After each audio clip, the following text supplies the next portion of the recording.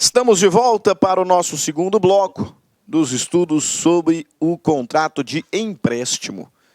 Primeiro bloco, diferenciamos comodato de mútuo e trabalhamos as regras específicas do contrato de comodato. Pois agora seguimos para falarmos sobre o contrato de mútuo. Contrato de mútuo. E assim como fiz anteriormente, compartilho aqui com os senhores as lições de Carlos Roberto Gonçalves e Cristiano Sobral. Carlos Roberto Gonçalves nos diz ali, ó, o contrato de mútuo constitui empréstimo para consumo. Constitui empréstimo para consumo, pois o mutuário não é obrigado a devolver o mesmo bem, do qual se torna dono, mas sim coisa da mesma espécie. Da mesma espécie. Esse conceito tem aqui um detalhezinho que é muito curioso e que nós vamos ver, de fato é verdade, está previsto na lei. Veja lá mais uma vez. Constitui empréstimo para consumo, pois o mutuário não é obrigado a devolver o mesmo bem. O mesmo bem. Qual? Aquele que foi entregue. E do qual se torna dono. Do qual se torna dono. O mutuário, ele se torna dono do bem que lhe foi entregue. Veja bem, não apenas possuidor. Ele terá que devolver, sim, coisa de mesma espécie. Não aquela que lhe foi originalmente entregue. O Cristiano Sobral, mesmo sentido, diferente do comodato, o mútuo incide sobre bens fungíveis. Sobre bens fungíveis, ou seja, bens que podem ser substituídos por outro da mesma espécie, qualidade e quantidade. Ok, sabemos o conceito, sabemos a finalidade. Qual é a natureza jurídica do mútuo? Primeiro, o contrato de mútuo é um contrato unilateral, porque apenas o mutuário é devedor. O mutuante não tem nenhum débito. Nenhum débito. Apenas o mutuário é devedor. Todo débito reside sobre o mutuário. Por isso o contrato é unilateral. E além disso, ele é um contrato em regra gratuito. Opa! Ele é um contrato em regra gratuito. Por que em regra? Porque existe uma exceção, né? Vou colocar aqui do lado aqui, ó. Existe uma exceção. Exato. O contrato de mútuo pode ser um contrato, apesar de unilateral, oneroso. Quando se tratar, vou colocar aqui 2 pontos, quando se tratar de mútuo feneratício. Quando se tratar de um mútuo feneratício. Nessa hipótese aqui, o contrato de mútuo, então, será oneroso. Nessa hipótese, ele será oneroso. Ok? Por isso aqui da natureza jurídica. Ele é unilateral, perfeito. E ele é gratuito em regra. Excepcionalmente pode ser oneroso. Além disso, ele é real. Por quê? Porque este é um contrato que se constitui, que se aperfeiçoa no exato momento da entrega. E, por fim, em regra, não solene. Portanto, não depende de forma. Artigo 586 na sua tela. O mútuo é o empréstimo de coisas fungíveis. O mútuo é o empréstimo de coisas fungíveis. O mutuário é obrigado a restituir ao mutuante o que dele recebeu em coisa de mesmo gênero, qualidade e quantidade. Não é exatamente aquela coisa que dele recebeu. É outra, com as mesmas características, mesma qualidade, quantidade, mesmo gênero. Perfeito? Ok. Então sigamos. Sigamos aqui para trabalhar algumas regrinhas. E a primeira delas, que nós já identificamos por conta do conceito apresentado pelo mestre Carlos Roberto Gonçalves, ao contrário do que acontece no comodato, em que, no momento em que a coisa é entregue, passa para o comodatário a posse do bem, a posse do bem. No mútuo, o contrato se aperfeiçoa com a entrega também, mas nesta entrega transmite-se a propriedade do objeto, até porque ele vai ser consumido. Ele será extinto. Ele será extinto. E quando a restituição vai ser outro objeto com as mesmas características. Mesmo gênero, quantidade e qualidade. Os R$1.000 que eu te emprestei, você vai usar. E são seus. Use. Ao final, você vai me pagar, você vai me entregar outro bem, com as mesmas características. Quais? Gênero, real. Quantidade, R$1.000. R$1.000. Viu só? Artigo 587. Importante, hein?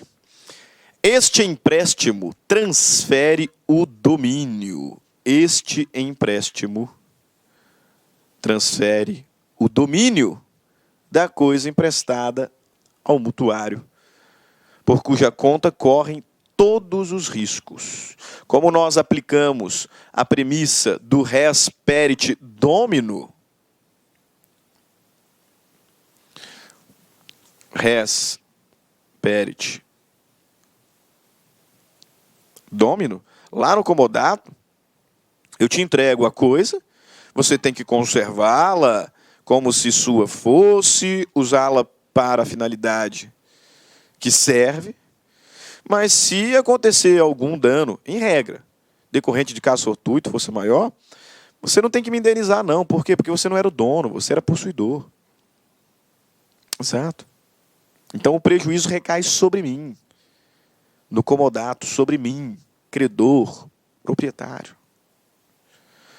No mútuo, a entrega do bem transmite a propriedade. Portanto, todos os riscos que envolverem ele a coisa, agora, seu. Se você perder ele na esquina o dinheiro que eu te prestei, azar é o seu. Mas é o seu, ué. Você vai ter que devolver do mesmo jeito. Vai ter que me devolver do mesmo jeito.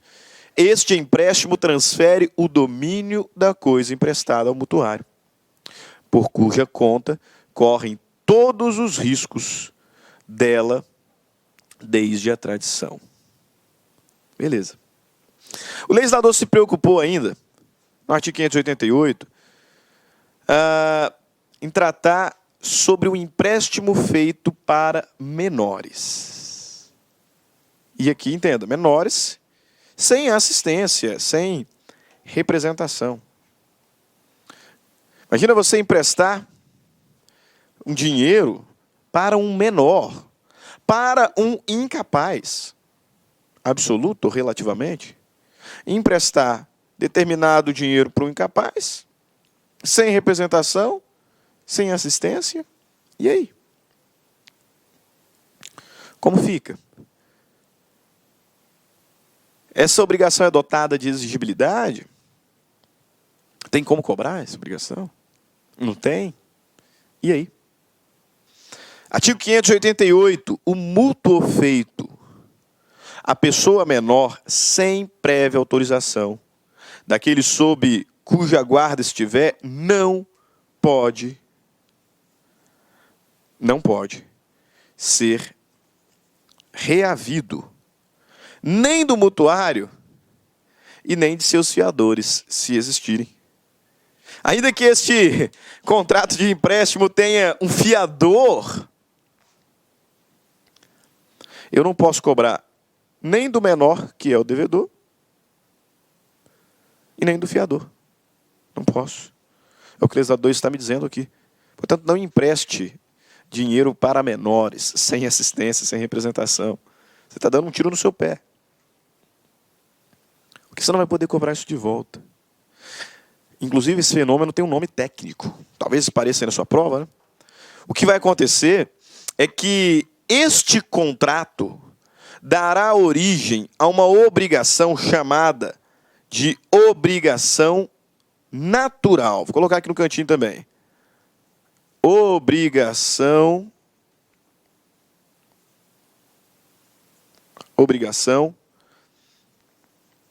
natural. O que significa isso, professor? Obrigação natural, meus caros, é aquela que não é dotada de exigibilidade. É aquela que não pode ser cobrada. E aqui eu estou falando cobrada judicialmente. Não pode. É o caso, por exemplo, de uma dívida já prescrita. A dívida já prescrita é uma obrigação natural. A dívida de jogo é uma obrigação natural. O empréstimo para menor, sem representação, sem assistência, é uma dívida natural. É uma obrigação natural. Por quê? Porque não tem exigibilidade. Não tem exigibilidade. Agora, essa regra é absoluta? Não, não é. Quase nada no direito é absoluto. O mesmo legislador que nos diz que o empréstimo feito para menores, sem representação, sem assistência, não pode ser posteriormente cobrado, nos apresenta aqui algumas exceções. Ele nos diz no artigo 589 que cessa a disposição do artigo antecedente, portanto, não se aplica o disposto no artigo antecedente, quando, se a pessoa de cuja autorização necessitava o mutuário para contrair o empréstimo, ratificar posteriormente. Então eu emprestei lá, por alguma razão, emprestei R$5.000 para um adolescente de 16 anos. Emprestei lá R$5.000 para um adolescente de 16 anos. Não tem como eu cobrar. Aí eu fui lá e conversei com o pai dele. Eu falei assim, olha, emprestei, né, para ele. E aí o pai dele falou assim, não, nós somos pessoas honestas. Você emprestou, tá? Embora eu não estivesse lá como representante, deveria, né? Porque você é um baita de um vacilão. Como é que você empresta R$5.000 para um adolescente? Você é um baita de um vacilão. Mas como nós somos pessoas honestas, então eu, como representante legal, ratifico, confirmo. Aí ganha exigibilidade. Ganha exigibilidade. 2. Se o menor, estando ausente, essa pessoa que representa-o, se viu obrigado a contrair o empréstimo para os seus alimentos habituais. Se o menor, estando ausente, e aqui a ausência, pessoal, no contexto legal, né, aquele em que situação em que os representantes do menor já estão mortos, ou que o representante do menor está em local incerto e não sabido. Ausência. O legislador está dizendo que se o menor, estando ausente os representantes, ausência no sentido técnico, se viu obrigado a contrair o empréstimo para os seus alimentos habituais, então nessa situação aqui, o contrato tem exigibilidade. Professor, mas não faz sentido nenhum. Ele pegou para se alimentar. Pessoal, faz sentido sim. Porque eu, como advogado, se vem aqui um adolescente sem representante, porque já morreram, porque estão em um local incerto e não sabido, e me pede um valor emprestado para cobrir os gastos com os alimentos dele, dos irmãozinhos dele, sabendo que não tem exigibilidade, eu não vou emprestar. Agora, sabendo que nessa situação está configurada a hipótese do inciso segundo, talvez eu empreste. Porque aí eu sei que, a despeito de estar emprestando para um menor sem representação, essa obrigação será dotada de exigibilidade. Perceberam? Inciso terceiro.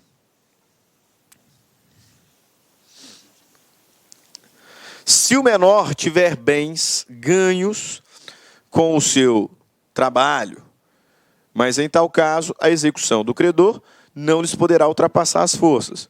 Isso é o menor que tem trabalho, né, que tem bens próprios, Porque dependendo da situação, ele é até emancipado. Artigo 5º do Código Civil vai trazer a hipótese lá de emancipação legal, semelhante ao que está aqui exposto. 4. Se o empréstimo reverteu em benefício do menor, se eu conseguir demonstrar judicialmente que aquilo que eu emprestei reverteu para o benefício dele, aí eu posso cobrar. Ou se o menor obteve o empréstimo maliciosamente. Chegou aqui com uma carteira de identidade, parece ter 30 anos de idade quase, chegou aqui com uma carteira de identidade falsificada, maliciosamente me enganou para pegar o empréstimo. Então tem exigibilidade. Ok? Beleza. Artigo 590 traz uma espécie de reforço de garantia no contrato de mútuo. O legislador me diz que o mutuante pode exigir garantia da restituição se antes do vencimento o mutuário sofrer notória mudança em sua situação econômica. Imagina que eu te emprestei lá 50 mil reais e, eita, você perdeu lá o emprego, está com uma situação complicada, né? Estou vendo que lá na frente você não vai ter dinheiro para me pagar. Opa, o legislador me diz aqui que quando tiver ali havido uma mudança de situação econômica notória do mutuário, eu, mutuante, posso exigir garantia. Garantia de que o mútuo vai ser pago, né? Vai ser cumprido, de que a coisa será restituída. E aí, artigo 591 regula o mútuo feneratício. Sempre lembrando, portanto, informação muito importante, né? Que o mútuo feneratício, ele é unilateral, ele é real e ele é oneroso. Por quê? Porque esse aqui é o mútuo a juros. A juros. Então, sai gratuidade, entra onerosidade. E aí o legislador vai me dizer que destinando-se o mútuo para fins econômicos, presumem-se devidos juros. Então, presume-se que será feneratício, aos quais, sob pena de redução, não poderão exceder a taxa que se refere ao artigo 406, permitida a capitalização anual. Tem uma discussão muito grande sobre a taxa do 406. O legislador traz ali no 406 que a taxa de juros legal é a taxa aplicada à mora de impostos devidos à Fazenda Nacional. E aí tem uma discussão muito grande, porque o Código Tributário diz que a taxa é de 1% ao mês, 12% ao ano, mas também alguns falam sobre a aplicação da taxa Selic, que dá menos, dá quase metade ao ano. Então tem aqui uma discussão tremenda em torno. Mas é importante saber, se o mútuo é para fins econômicos, então presume-se feneratício, tem juros.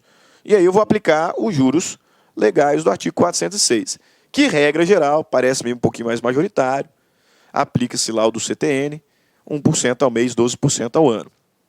Inclusive, nesse sentido, enunciado 31 do Conselho de Justiça Federal. No Código Civil, quaisquer contratos de mútuos destinados a fins econômicos presumem-se onerosos, ficando a taxa de juros compensatórios limitados ao disposto no artigo 406, com capitalização anual. Lembrando que aqui não é juros de mora, né? É juros compensatórios. Juros compensatórios. Você vai me pagar na data certinha, mas vai me pagar um valor a mais. Né? Ok?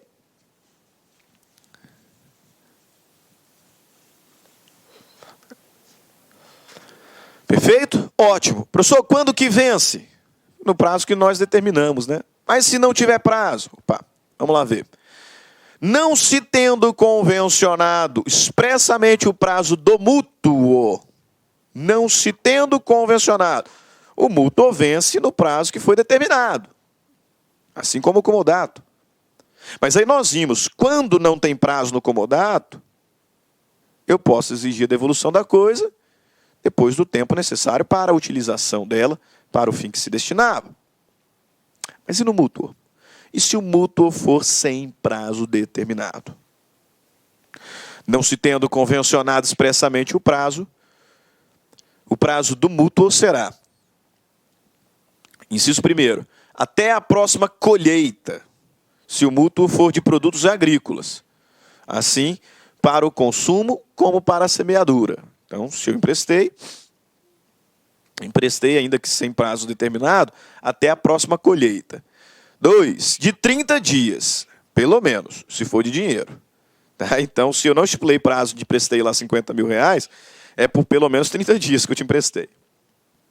3, de espaço de tempo que declarar o mutuante, se for de qualquer outra coisa fungível.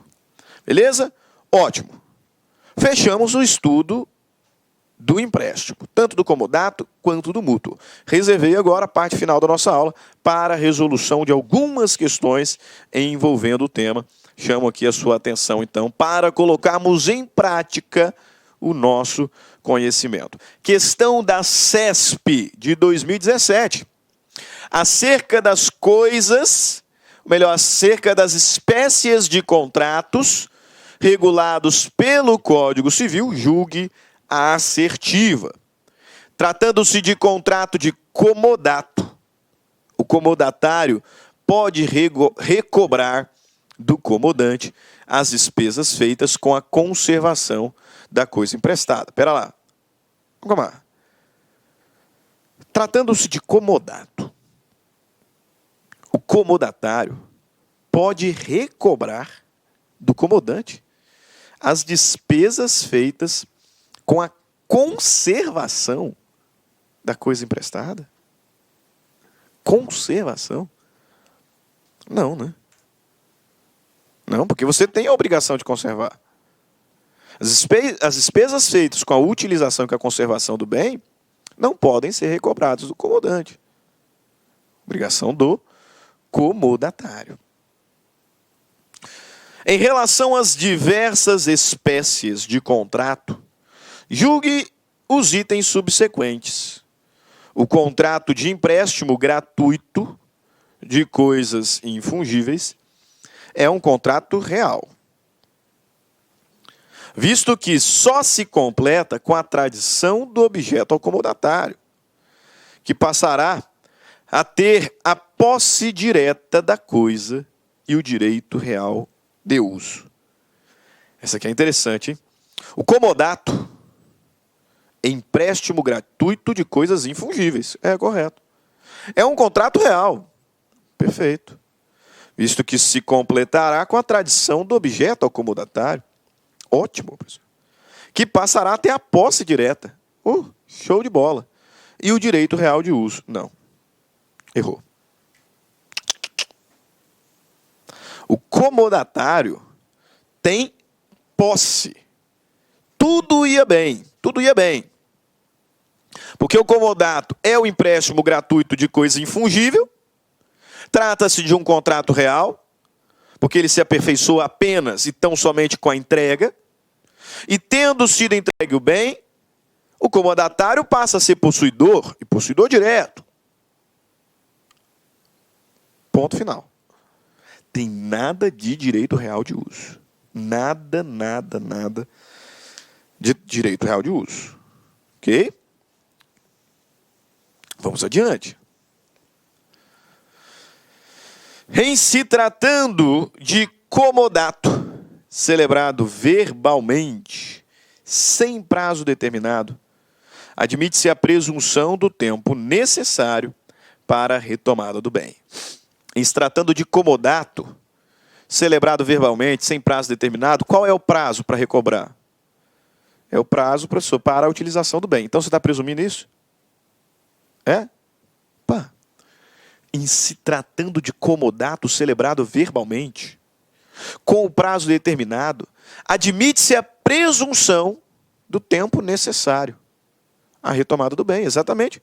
Nós vamos presumir qual é o tempo do contrato, considerando qual é o tempo necessário para a utilização da coisa para a finalidade que foi emprestada. Então está correto. Corretíssima alternativa. Próxima questão. O contrato de mútuo se presta ao empréstimo de coisa infungível, a qual, com a tradição, passa a ser de propriedade do mutuário. O contrato de mútuo se presta ao empréstimo de coisa fungível, a qual, com a tradição, passa a ser de propriedade do mutuário. Errado por um in. Errado por um in. A afirmação está correta. Fora esse in aqui, ó. Porque o mútuo é o empréstimo de coisa fungível, né? Ok? Próxima questão. Também da CESP. Com base na Lei 10.406 de 2002, que é o Código Civil, né? Julgue os itens a seguir.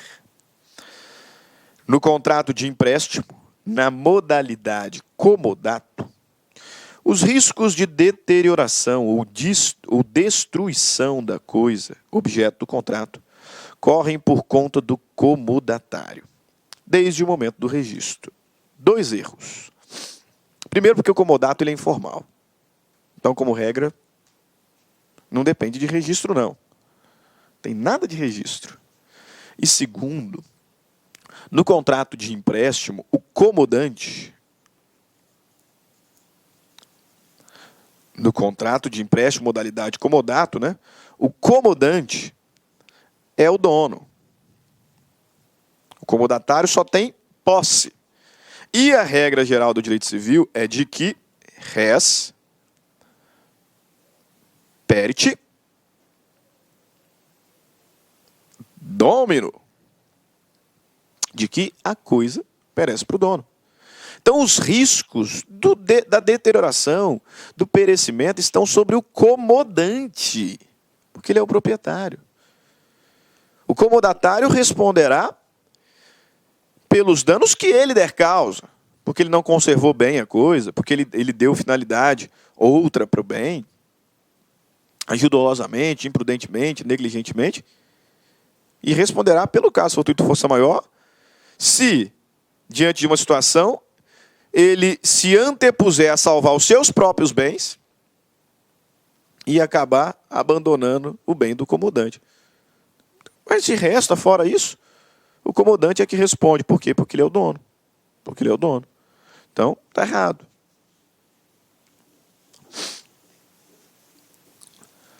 Próxima questão. Penúltima.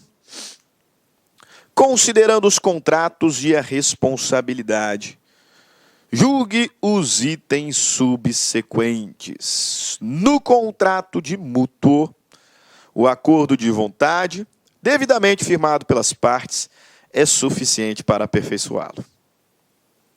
De modo que, se o objeto não for entregue pelo mutuante, o mutuário poderá compeli-lo a tanto. Errado. O contrato de mútuo é um contrato real. Ele se aperfeiçoa na entrega e não na manifestação de vontade. E, por derradeiro, é um casinho prático. Marcelo tomou por empréstimo 5.000 em uma instituição financeira para pagar em 24 meses. A partir do 12º mês, Marcelo interrompeu o pagamento das prestações ante as dificuldades financeiras por que estava passando. Comparecendo ao banco, foi informado de que o contrato havia cláusula permitindo a cobrança de comissão de permanência. A respeito dessa situação hipotética, julgue os itens a seguir. A hipótese descrita aponta um contrato de mútuo, que, além de ser contrato real, tem a fungibilidade do objeto como uma de suas características. O contrato de mútuo é real? É? A fungibilidade é característica do contrato de mútuo? Sim, professor, porque o mútuo é a entrega de coisa fungível. Então, está corretíssima a questão. E nós encerramos aqui mais um contrato em espécie. Estudamos em 2 blocos o contrato de comodato e o contrato de mútuo. Tema simples, mas recorrente em prova de concursos públicos. Espero me ter feito claro, objetivo. Espero que nossa aula tenha sido útil para o seu aprendizado e que no momento da prova acerte todas as questões envolvendo o tema e assim alcance a tão sonhada aprovação. Grande abraço, fiquem todos com Deus e até a próxima aula de Direito Civil, aqui pela LAC Concursos. Clique lá.